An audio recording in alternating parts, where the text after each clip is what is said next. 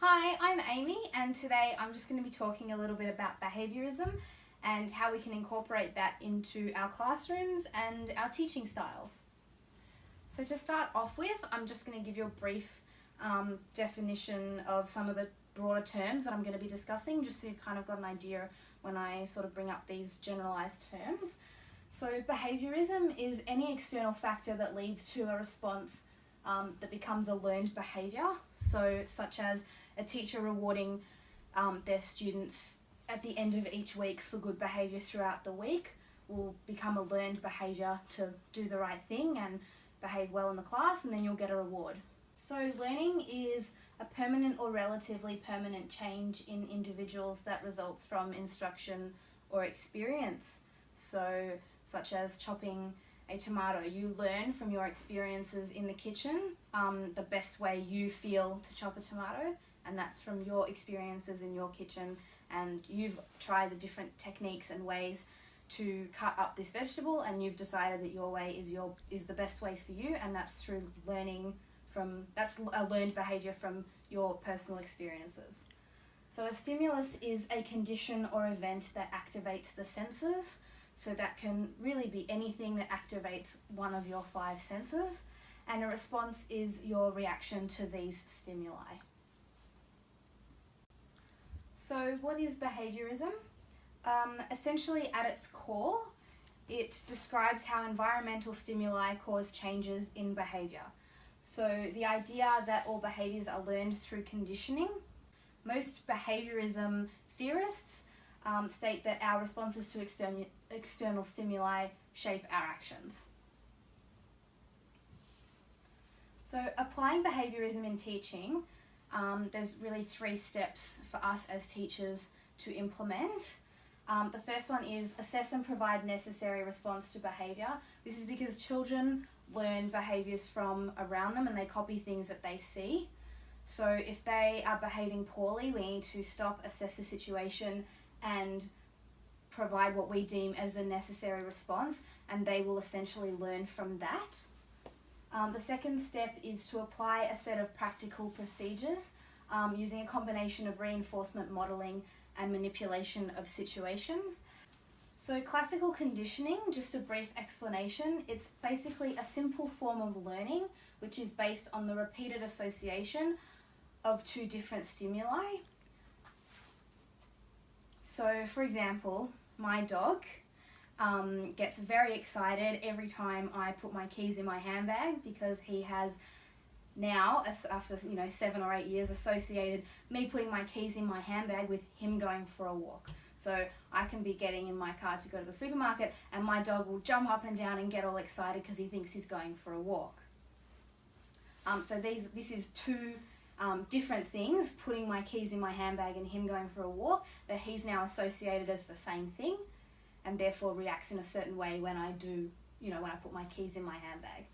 So the basic principles of classical conditioning are unconditioned stimulus and response, conditioned stimulus and response, and discrimination, generalization, and extinction. So next we've got operant conditioning. This is the learning process by which the likelihood of a particular behaviour occurring is determined by the consequences of that behaviour. So the use of positive and negative consequences to strengthen or weaken voluntary behaviour. So the person will tend to repeat behaviour with a pleasant consequence and not to repeat behaviour with an unpleasant consequence. Thus, behaviour leads to a positive or negative outcome, and therefore to learning the correct behaviour in each situation. So Skinner was a psychologist who experimented with operant conditioning, and he did this by putting rats in boxes. So in one stage of this experiment, he did not feed the rat and just left it in the box with this lever. Eventually the rat got so hungry, it was jumping around trying to find food, trying to find a way out of this box, and accidentally pressed the lever. So he pressed the lever and he got a pellet of food. So he ate his food very happily, he was very hungry, and then eventually got so hungry again he started jumping around again. It took him a few goes till he realised, oh, pressing the lever I get a pellet of food, but eventually he did learn, and eventually when he got hungry he just pressed the lever and got his food.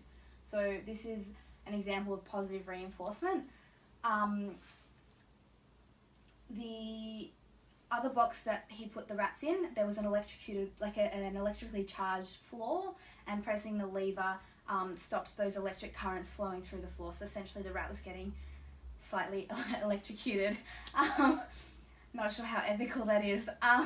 So eventually, again, like in the food situation, the rat learned that when the floor started being when the electric current started flowing through the floor, they pressed the lever and that all goes away and they stop being electrocuted. So just an example of some reinforcements. You can do this two ways. You can give something or take something away.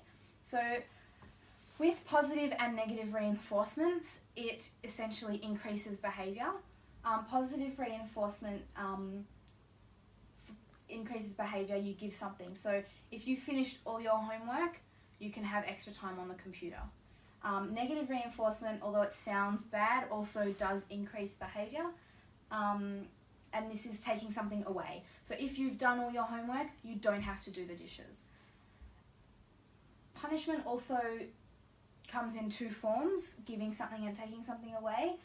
Both of them decrease behaviour. So giving something, if you've been rude, now you have to do the dishes. So I'm giving something that you don't like. And if you haven't done what I've asked, you can't play football today. So I'm taking something away that you do like. So we can obviously implement all four of these in the classroom. Extra free time, don't have to do homework today, or, detention or extra homework, or, something like that. So these four are very, very easy to incorporate into the classroom.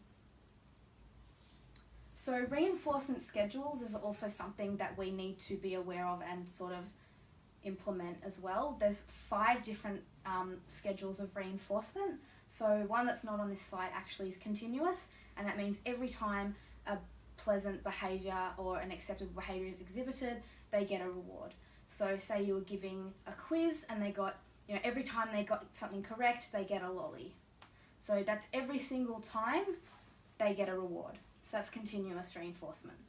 A fixed ratio is on a constant number of responses. So every second response or every 5th response, and you do that religiously. A variable ratio is a changing number. So this is essentially gambling. You never know when the next reward will be because it's a changing number. So if you answer 10 questions correctly, you might get a reward on question 2, 7, 8, and 10. But they're not every second or every third or every 5th, or they're a changing number. So this is how gambling works. You never know when you're gonna sort of hit the jackpot at the pokies machine. It might always be the next one, or it might always be this one. Then you've got a fixed interval, which is after a constant amount of time. So always after an hour or always after 4 hours. And then you've got a changing amount of time. So you sort of never know, again, like with a variable ratio, you never sort of know when it's going to come. So you're always waiting for it. And so just to finish off, some strengths and weaknesses just generally of the behaviourism approach.